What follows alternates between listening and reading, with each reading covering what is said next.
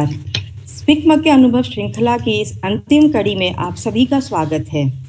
बहुत ही अद्भुत संयोग है कि भरतनाट्यम वार्तालाप श्रृंखला की शुरुआत पद्म भूषण डॉक्टर सरोजा वैद्यनाथन जी के द्वारा हुई थी और आज समापन में उनकी पुत्र वधू विदुषी रमा वैद्यनाथन जी हमारे साथ हैं।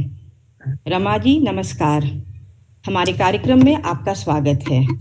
अब मैं स्पिक मके वॉलंटियर शुभम से अनुरोध करूंगी कि कलाकार का परिचय कराएं और इस वार्तालाप को आगे बढ़ाएं। Shubham.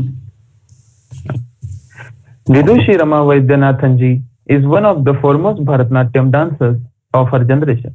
She trained intensively under the legendary dancer Yamana Krishnamurthy ji and the celebrated guru Saroja Vaidyanathan ji. In a performance career spanning more than 30 years, Vidushi Rama ji has developed her own individual style without forsaking the core principles of her dance form. Her technique is grounded, and yet there is a fresh approach to the innumerable dance composition that she has added to the Bharatanatyam repertoire. She has performed at many dance venues in India and abroad.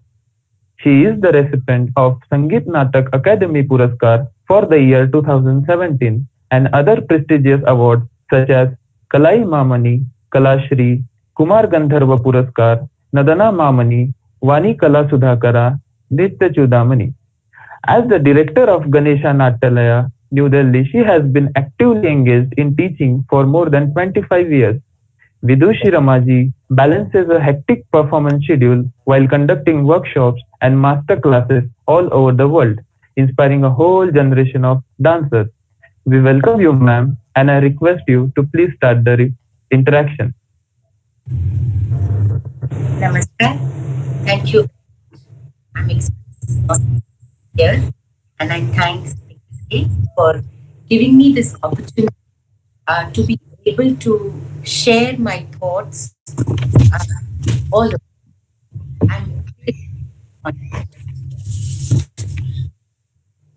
Before me, my gurus and all the senior legendary artists of Bharatanatyam have spoken extensively on Bharatanatyam, and we all have gained a huge deal from their words of wisdom.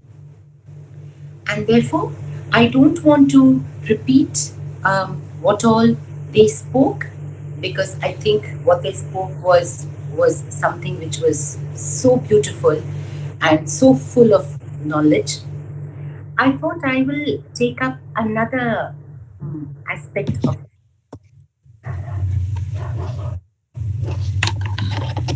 why it's important to keep a tradition alive, and how do we make it relevant for today in the 21st century. Because we have to understand that we are practicing a dance form that is traditional, that is age-old, that has been coming down the centuries. But we are now here in the contemporary world. We are here in the 21st century. And obviously, till now, this tradition has been kept alive. But what is our responsibility to keep it alive further? And what is our responsibility to make it relevant for today? I see this as a river which has been flowing, and this river has the essence of the aesthetics and the knowledge and the artistic inputs that has been put by all the legendary gurus and practitioners of this dance form. And this river has come down for us because they contributed to the river. And now this flowing river has to continue to flow. We cannot stop it. So we have to keep it alive, and we have to preserve it. Now, when we say we have to preserve it, it does not mean that we have to preserve it and keep it in a museum. No, we have to preserve it. We have to oil it. It has to be like an oiled machine that has to continuously move, and it has to pulsate, it has to breathe, it has to move. And it is so important to preserve it, as we all know. They say that let's save the tiger. And Dr. Kiran Seth, the founder of SPIC MACAY, says, yes, let's save the tiger, but let's save the sarangi too. So it is important to save and preserve every part of our cultural heritage. And once I understand that, I know that this is something which has been bequeathed to me as a very beautiful treasure. And I have to keep it alive because tradition has to move constantly. And the responsibility of keeping this tradition alive is not only with the practitioners, with our gurus, practitioners, students. No. The responsibility lies with several people. For example, the responsibility lies with organizations like SPIC MACAY that are engaged in the propagation of the arts, that bring the artist to the youth, and then the youth are turned into beautiful rasikas or appreciators of art. The responsibility lies on the government to support artistic ventures, to support artistic organizations, dancers, musicians. The responsibility lies on corporate houses to fund and be a patron to the arts. The responsibility also is on journalists so that they write on whether it is electronic media or social media, so that they write about art in a way that it is propagated, in a way that the next generation gets attracted to it. Journalists have a huge responsibility. The responsibility lies on rasikas, on people who watch, people who can understand what is good art and what is beautiful art, and people who can take out time, energy, money, expend a little bit of money to come and watch dance. So as I said, responsibility lies on musicians. Music is a key part of dance. Musicians, light technicians, sound technicians, theater managers, costume designers, makeup artists. There is a huge number of people who are involved in keeping the tradition of dance alive. But I will concentrate today on what is my responsibility as a practitioner to firstly keep this tradition alive and also to make it relevant for today. My foremost responsibility is that I have to be honest to the dance form that I have learned from my guru. I have to practice it with authenticity. I have to practice it with an integrity and a seriousness, knowing that this is a traditional art form which has been bequeathed to me, and it is my responsibility to preserve it and to maintain its core principles. That is my foremost responsibility. My second responsibility is that I have to impart it before I go away from this world. Whatever I have learned, it's very important that I share it with the next generation. Because I always say that this body will go away, but the dance will always remain. The dance is so much bigger than the dancer. The art is so much bigger than the artist. So right now, this body is a medium for exploring, showcasing the art of Bharatanatyam.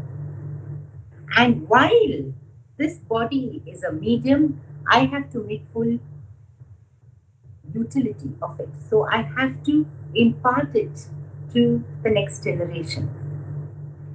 I have to add value to this river that is flowing. I have to add my few little drops, my drops of water. I need to add to the river. How do I do that? By having my own individual interpretations, by exploring my dance form, which is individual to me, which is personal to me. Of course, which is within the framework of the Bharatanatyam core principle grammar, and also which is beautiful and aesthetic and also shows Bharatanatyam in good light. So it is important that I also make my humble offering into this river. Because I have to keep this river flowing, I can jump into the river and I can get a lot of others also to jump into this river. But I also have to add value to the river. And I also need to make it relevant for today. I thought the best way to explain these small responsibilities that I have would be through a few dance movements. So for example, how do I make dance relevant for today? Being a dancer, I have to be very concerned about everything that is around me. I have to be alert. I have to anything that is beautiful and aesthetic, I have to get attracted to it. Anything that can add value to my dance, I have to go for it. Now, we are at a time when there is a lot of talk about equality of man, about racism, about how everybody is not treated equally in this world. Now, in Bharatanatyam, we explore a plethora of sahitya, of literature, that explores literally every problem and every emotion of this world. Now, there is this poet called Gopalakrishna Bharati,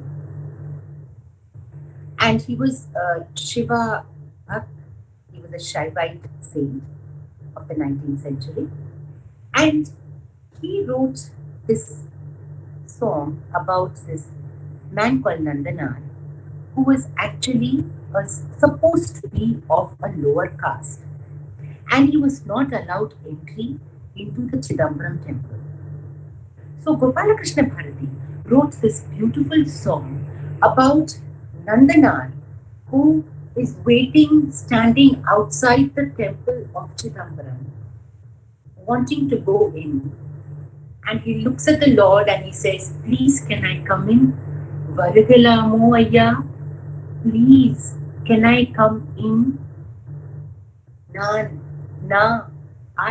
I please come into your temple?" So to make anything relevant, we really don't have to directly do or explore anything that is happening around us. I think I can perform something from the traditional repertoire and look at its relevance for today. Perceive it in a way that comes from today's mind, from today in the 21st century. But what I do is that poem written at that century in Tamil, where this man, where Anandanath is standing in front of the Chidambaram temple. Varagalamu ayya,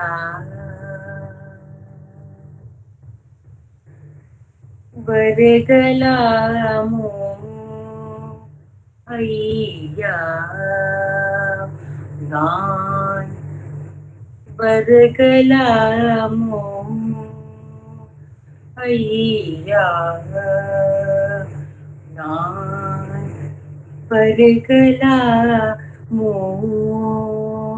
ayya, naan varagalamu ayya.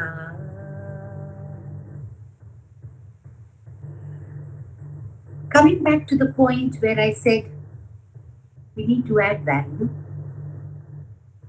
and use our own intelligence, our own acumen to, to look at literature. I will take this very beautiful Padavali written by Sant Mirabai. As you all know, she was a saint in Rajasthan in the 16th century, and she was a devotee of Lord Krishna, and she was in love with him. And she wrote a lot of poetry on him. This beautiful Padavali is where she says, Jhuk aire badariya savan ki. Jhuk aire badariya savan ki means the clouds are looming down at me. Savan ki, the clouds of monsoon. The dark clouds are looming over me. Now we know Krishna had the color of the dark clouds, and she would often call him Shyam, and she would often use this metaphor of describing Krishna because he was the color of the dark clouds. So when I go into the mind of the poet, I understand that when she says, Chuk aire badariya savan ki, is not only about clouds, but it is also about she thinking that it is Krishna. It is as though Krishna has come. So she's using the clouds as an allegory to explain her yearning for Krishna to come to her. So I should not just look at the Sahitya just the way it is, Juk aire badariya savan ki, and only show the clouds. No, I have to go deep into it. It is my responsibility to go deep into it and to add value to that literature. So, Juk aire badariya सावन की झोंक आई रे बदरिया सावन की झोंक आई रे बदरिया सावन की झोंक आई रे बदरिया सावन की झोंक आई रे बदरिया सावन की झोंक आई रे बदरिया सावन की झोंक आई बदरिया सावन की झोंक आई बदरिया सावन की.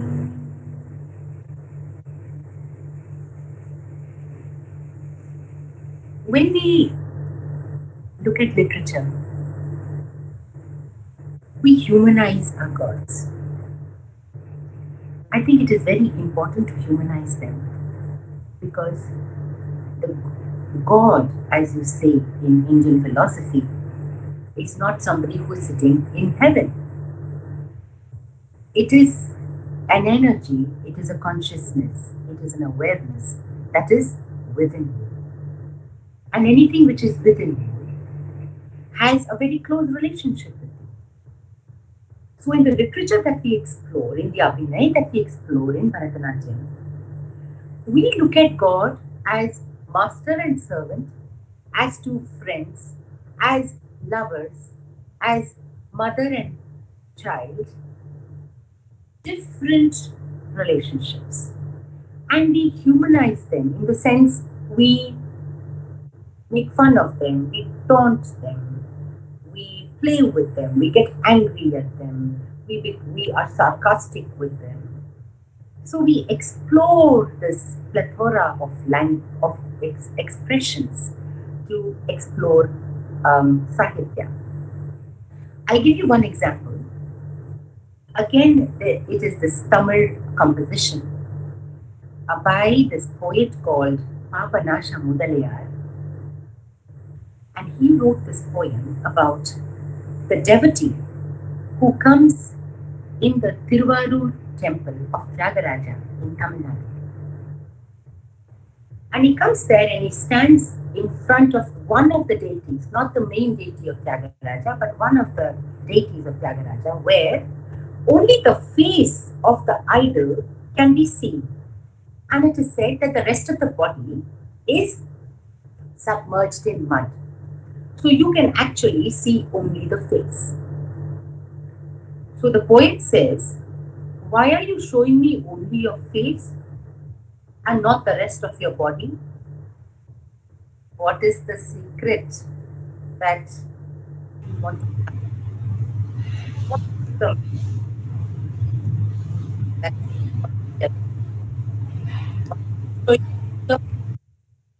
and not the rest of your body?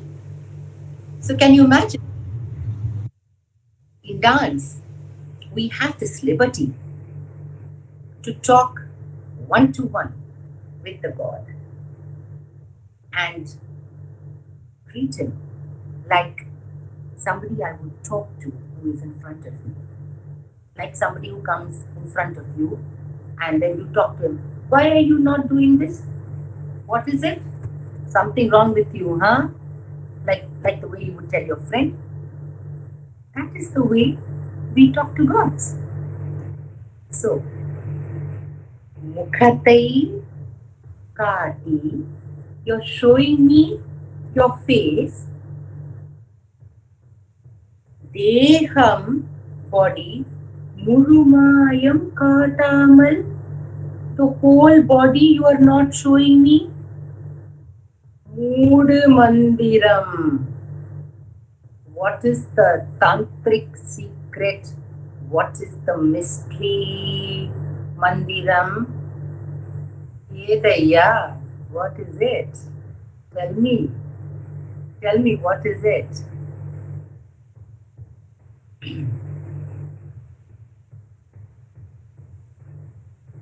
Mukhatai Katiya Deham Murumayam Katamal Mude Mandiram Yedaya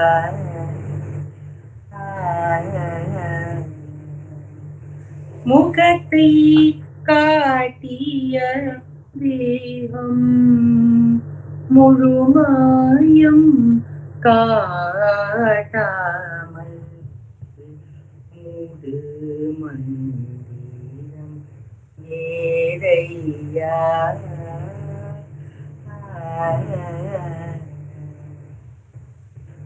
Are you afraid that I will get scared of the snakes that you have adorned all over your body? Mukhatai Katiya Deham Murumayam Katamal Mude Mandiram Yedaya.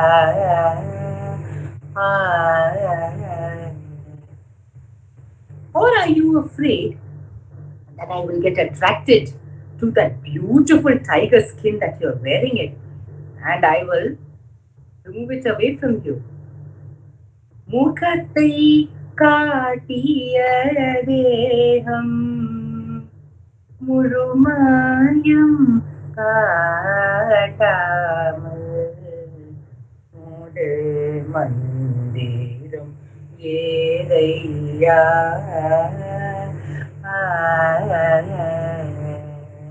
முகத்தை காட்டிய தேகம் முழுமாயம் காட்டாமல் இது மந்திரம் ஏதையா.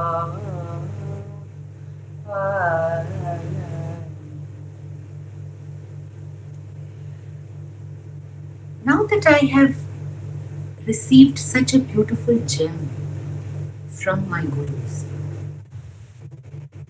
it is important that I use it as a tool in my life journey. Along with being a dancer, I should also become a seeker, seeker of truth, seeker of inner awareness, seeker of an awakening, seeker of aligning my body, mind, and soul into an equanimity. So it is important that I use this dance not only for, it is not just entertainment as the gurus would have told you. It is something that is a sadhana that, like I said, helps us to connect with us, and when I connect with myself, I actually connect with the world. And in today's times, it is so important to connect with the world because we cannot be insular. We are part of this whole universe. And in this pandemic time, we have seen that one small problem has befallen every single human being of every kind of color, every kind of religion, every kind of nationality who speaks any kind of language. And friends, it is dance that helps us to connect with our world. We are part of the world. I think I can end my talk here and let us look at questions. Okay. Ati Sundar, I'm sure the audience is going to take back a lot of valuable learning. Let me start with your struggles first, which will give a lot of encouragement to our youngsters. In the middle of your dancing career, you had a knee problem. You tore your ligament and had to undergo surgery. How was your struggle with this difficulty, and how did you manage to overcome it to become one of our topmost dancers? So, like I said, it is important to look at the silver lining in every cloud. And when I tore my ligament, I had to go through surgery. I tore it while dancing. I had to go through a surgery and I had to go through a sort of intense physiotherapy.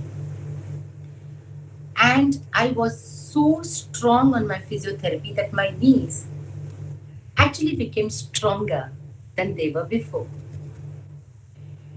And the silver lining in the cloud was that when I learned Bharatanatyam, when I went to learn at the age of 6, and that time when my guru taught me the movement dynamics of it, because at that age you don't know much, so you just learn it. But when I was a grown individual in my 30s, I had to relearn all those adavus, not mentally but physically. Mentally, I knew all the movements, but I had to make my body relearn it, re-practice it, and redo it. Because after my surgery, both my legs were completely in a cast. The right leg was in a cast, but my left leg was also redundant. And when I went back to dancing, my knee was not in shape at all. And in Bharatanatyam, you need flexible knees. So I had to relearn The body had to relearn. And in the process of relearning, I understood the movement dynamics of each and every movement vis-a-vis my body. So if I'm stretching my hand or if I'm stretching my leg, where is the energy going? Where should I expend the energy? Where should I control the energy? I learned just while making my body learn it. So it became a part of my knowledge. And that's what I do now. I impart it to the next generation so that they can, first of all, strengthen their knees so that they don't have to go through what I went through. And also, they can learn from my mistakes. And what I gained in this whole process of making my body learn all, what I learned with the interest of every movement. Because a movement is not just one. No, there is a lot of thought which goes. Where is the energy? Is the energy on my elbow? Is the energy on my wrist? Or is the energy on my shoulder? Or is the energy on my whole body? Or is the energy only on my arm? So there are so many factors to just one micro movement. And it is these movements that I was able to connect with. And I'm so happy that I'm able to transfer this to the next generation. And I think warming up is a very, very essential part of Indian classical dance. It is a very essential part of Western classical dance.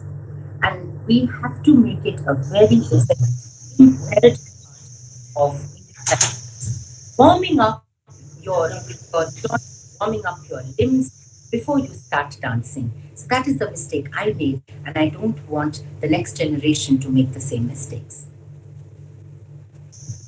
Ramaji, can I ask you one question? Ashok here. Yes, Ashokji. I want to ask you, like, all classical art forms are learned in a very, very traditional Guru Shishya Parampara, and which is very, very important aspect also.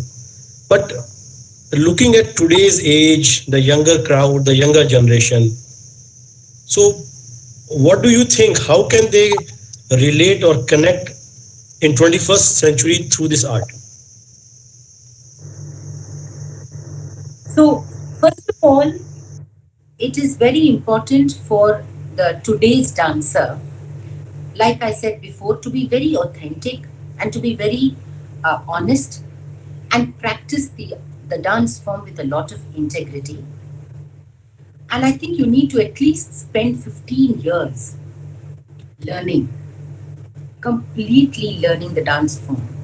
And you need to spend another 10 years internalizing it, finding your connect, your individual connect with the dance, because art is subjective. Everybody has a different connect. So you have to spend another 10 years connecting with your dance form. So I think the most important thing is you need to have patience and you need to read a lot of literature. You need to be alert with what is happening around the world. And you have to perceive your language. When I say your language, I mean Bharatanatyam. You need to perceive your language, making it relevant for today. Like that small piece of Vaidyanathan that I did.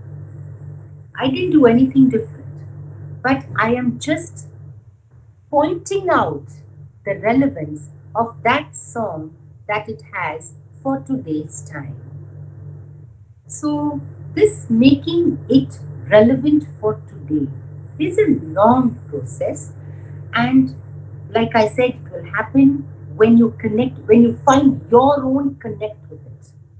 It is a very, very personal, individual connect that each dancer has with his or his, her or his dance.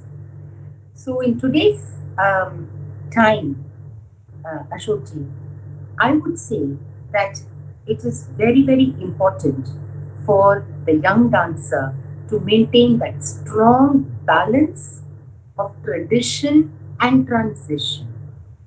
the strong balance of what you have got from yesterday and what you will give tomorrow, keeping in mind the core principles of your dance.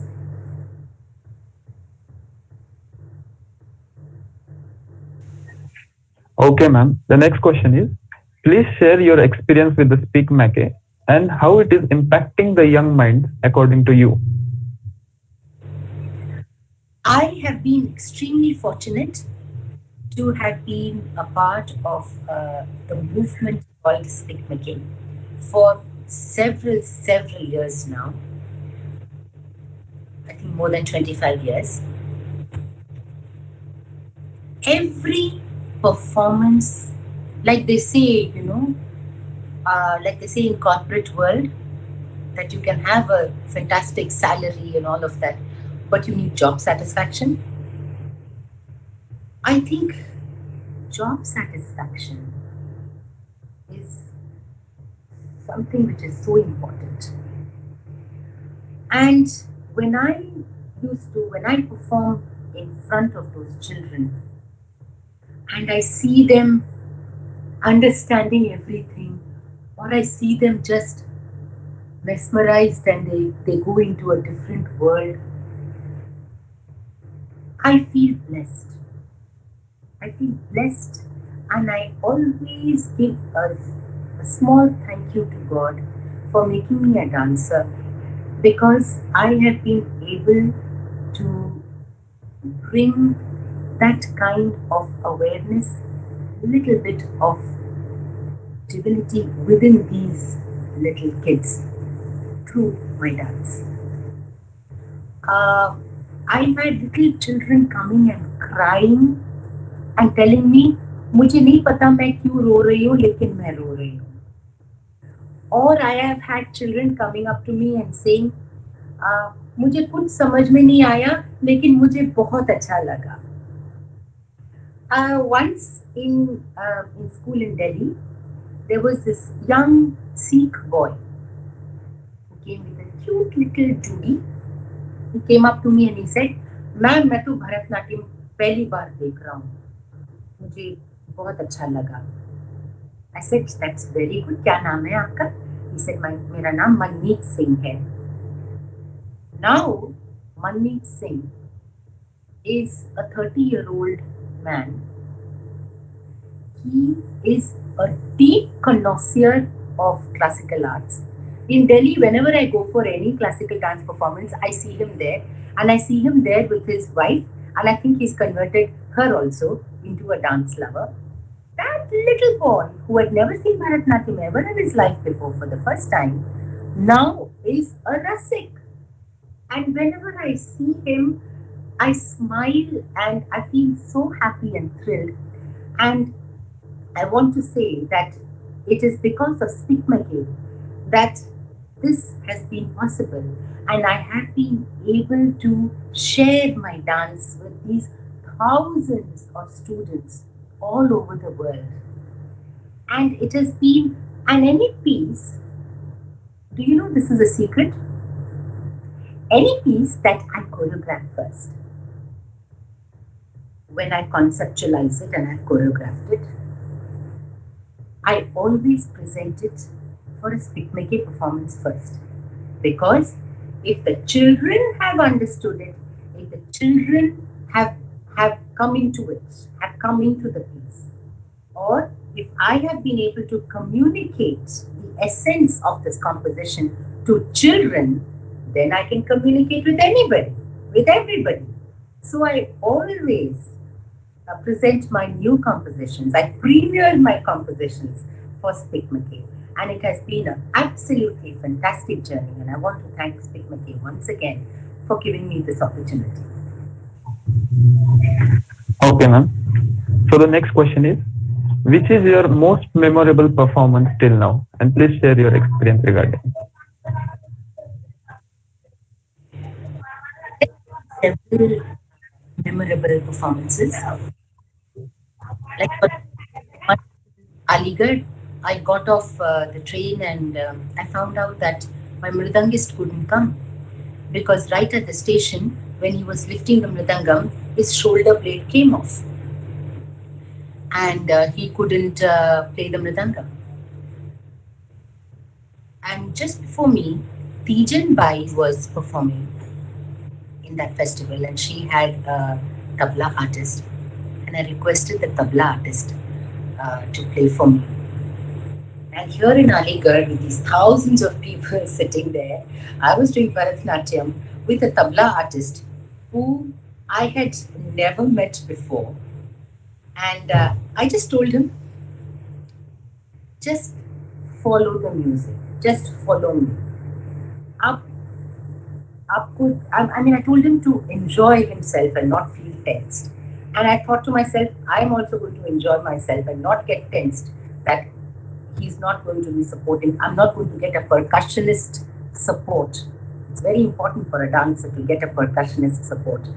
But I decided, okay, I threw caution out of the windows. And I just danced, and that's how it happened.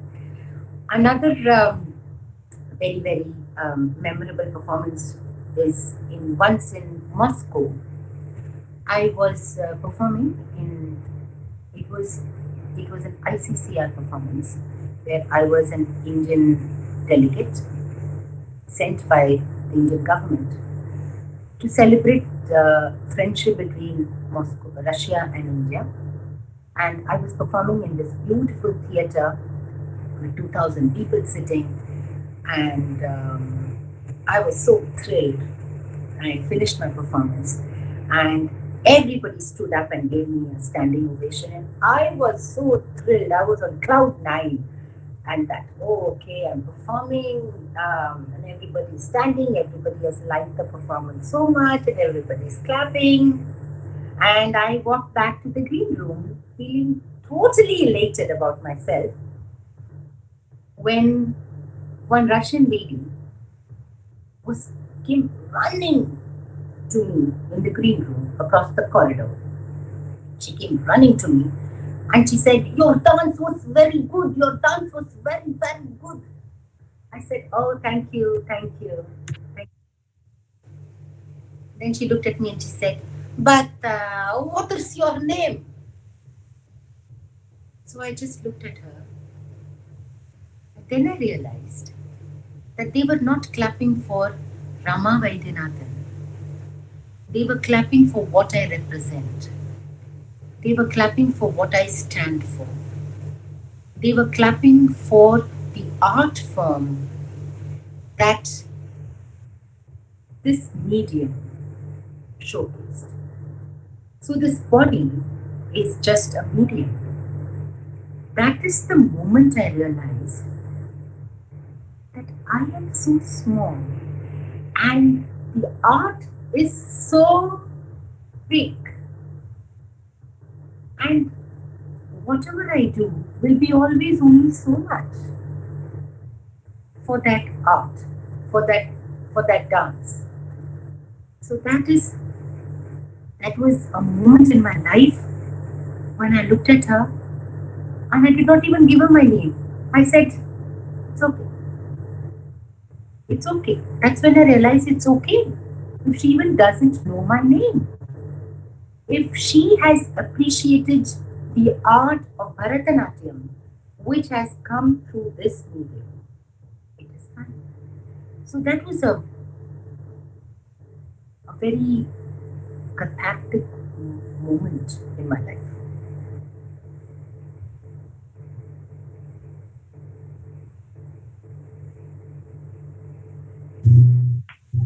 Okay. The next question is, ma'am, please throw some light on your composition.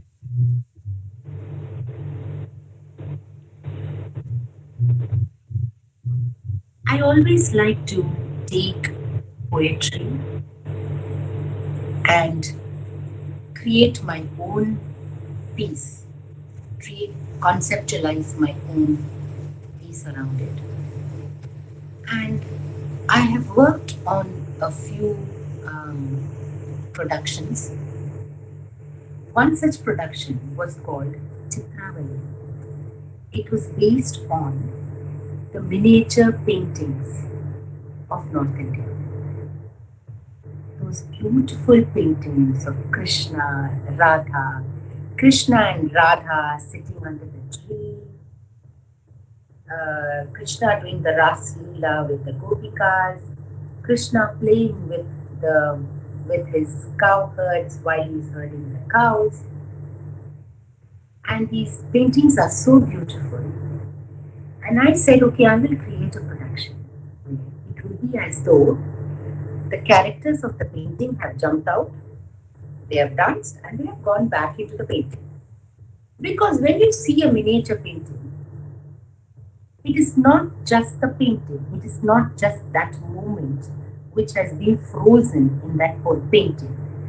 It is something which has happened before the painting, something which has happened, which will happen after the painting. The painter has just captured that one moment.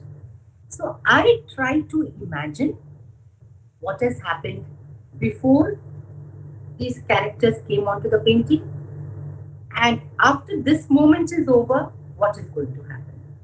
So I created that whole narrative around the painting. And I decided that I should have Hindustani music, because if I'm going to showcase the paintings as a backdrop on the stage, where the characters are all dressed in North Indian attire, and the compositions that I used were Sanskrit, Braj Bhasha, Hindi. These are the compositions I used. And to maintain the same flavor, I thought Hindustani music would be the right choice. But I definitely had a mridangist along with the tabla artist. And I started creating this production. At one time, I would look at the paintings and I would get frustrated because the paintings were so beautiful. And I felt that I as a dancer was not doing justice to the painting. So what happened was I had to push myself. I had to raise the bar for myself to try to reach the aesthetic excellence of the paintings. So in this whole production, what happened was that I felt that I had raised my own bar only because I was trying to raise my own self to the aesthetic elegance of a painting made by a painter who is not even alive now, hundreds of years ago. So it was a very, very beautiful experience for me to work on this production called Chitravali.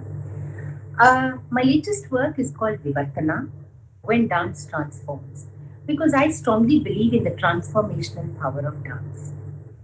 Dance has the power to transform you as a person, the way you think, the way you feel about life, the way you accept life's situations, the way you deal with challenges, the way you look at problems and challenges, the way you deal with human beings, the way you dress, the way you think, the way you eat, the way you walk. Even your walk changes, even your walk gets transformed. So the transformational quality of dance is immense. I see it in the little girls who come to learn dance from me. When they come initially and after a few years, when dance seeps into them, the way they will sit, the way they will talk, the way they will react to elders changes. It gives a sanskar. It gives a sense of auchityam, to live and to be. So I decided to explore the transformational quality of dance, because dance transforms my pulse to pace with rhythm. Because when I'm dancing, my pulse is moving, my pulse is pulsating with my dance. So my pulse gets transformed. Dance transforms my body from singular, from still to motion. So if I'm still, dance brings in motion, kinetic energy into my dance.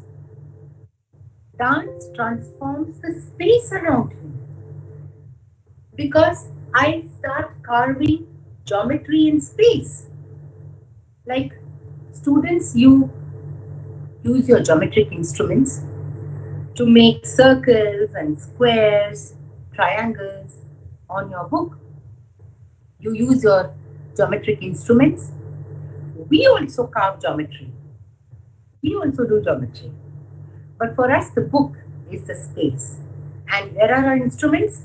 Our body. So we carve geometry in space.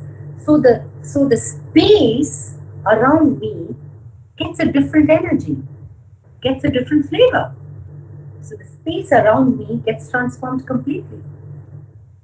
And then dance transforms who? The person who is watching me. So dance transforms me from singular to plural. Because I am just that one person. But when I dance, there are so many people I connect with. And it is as though I become one with them. So dance transforms me from singular to plural. And I start being with all of them. So these are the qualities of transformational power of dance that I explored. And saints through the ages have said that dance is a medium to self-awareness. Dance is a medium to spiritual awakening. Look at all our saints. Chaitanya Mahaprabhu, he danced. Rumi spoke about dance which takes him into a higher realm, floating in the air like a leaf, so that God can come and accept him. Rumi spoke about dance. So many of our South Indian saints have spoken about dance being a transformational power. Mirabai used to dance. So I explored the transformational power of dance in this production called Vivartana, when dance transforms. There are several productions that I can talk of, but I think we need to go to other questions.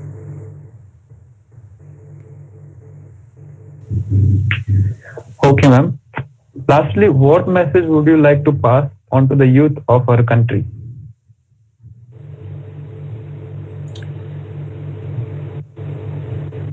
I think the most important aspect of dance is the breath,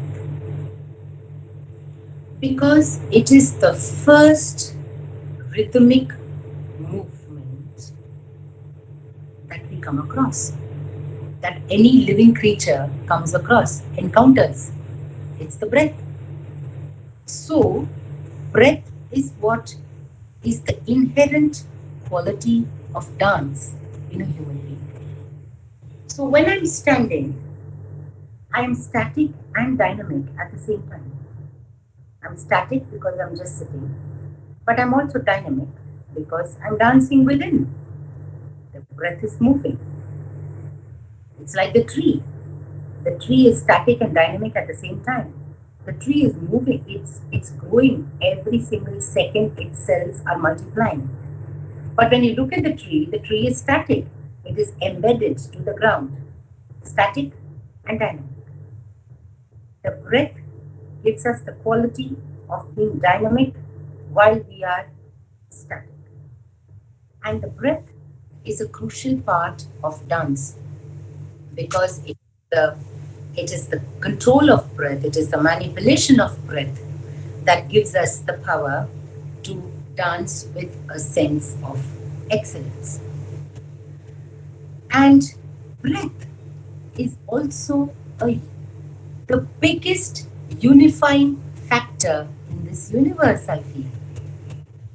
Because there is one person standing in front of me, and I say, I don't like this person, but we both are inhaling and exhaling the same air. In fact, if I'm inhaling something and I'm releasing it, that person is inhaling something, inhaling air and exhaling air. Maybe it is that same air that he has exhaled that I am inhaling and I am exhaling. The same air that I exhale, he is inhaling and he is exhaling. So, can you imagine this atmosphere around us? It is the most unifying factor because all of us are breathing the same energy. We are breathing out of the same universe. And this pandemic is a respiratory disease. It is all about breath. It has shown us that the breath is a unifying quality for this earth, for this universe. And particularly for youngsters, and especially youngsters who are dancers. I think concentrating on your breath is crucial, and understanding where your breath comes from and where it and unifying experience of that breath. I call it Vishwa Prana. It is the Vishwa ka Prana. It is the energy, it is the life sustaining force of the whole universe unitedly. It's not that it is Vishwa Prana for me and not Vishwa Prana for you. It is Vishwa Prana for the whole universe. So we have to understand that, and especially as dancers, we have to bring in that unifying quality of human beings and in our dance. Ashok ji asked me about initially asked me about how do we make it relevant for today. It is these qualities that we can bring into our dance to make it relevant for today.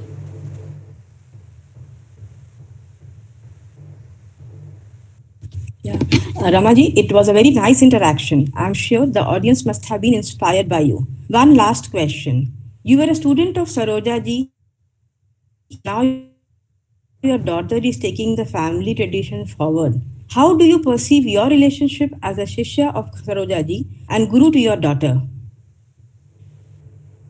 I think very, very enjoyable, very beautiful.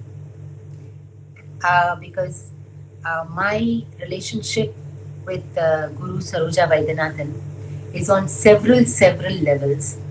We are also mother-in-law and daughter-in-law, so we are buddies. We go shopping together, and we go and eat pani puri together. But at the same time, I respect her because she is a legendary guru. I respect her for this wonderful institution called Ganesh Natyalaya that she has created.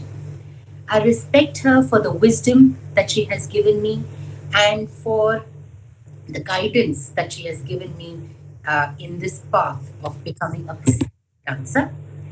And for my daughter, it has been a very, very enjoyable experience to teach her dance because she, I must tell you, is a very conscientious girl. In class, when she's learning, she doesn't even call me mummy. She calls me ma'am in class. So that is how correct and conscientious she is. So it has been very, very beautiful nurturing her, and I feel very good to be sandwiched between Guru Saroja Vaidyanathan and my daughter Dakshina. Thank you so much Rama ji. हमारे कार्यक्रम के लिए आपने अपना समय दिया, इसके लिए हम तहे दिल से शुक्रिया अदा करते हैं. धन्यवाद. नमस्ते. Thank you. Namaste.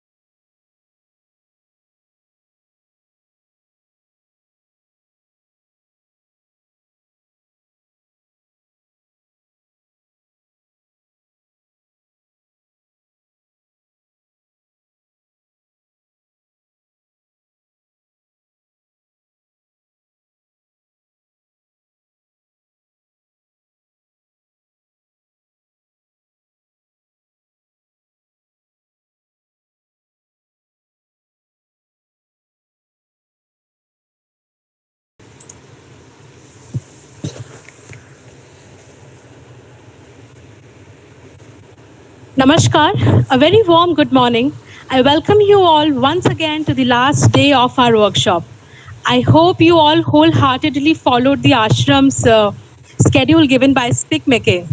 We just now had the very wonderful interaction session with Rama Vaidyanathan ji, and now we'll continue with our Bharatanatyam dance workshop. I once again welcome our Guru Apurva ji and her student Bhargavi. Also, if anyone have any questions related to our Guru, can leave it in the comment section on YouTube. Thank you. Over to you, ma'am. Thank you very much, Alankita, once again. Very happy to be here this morning.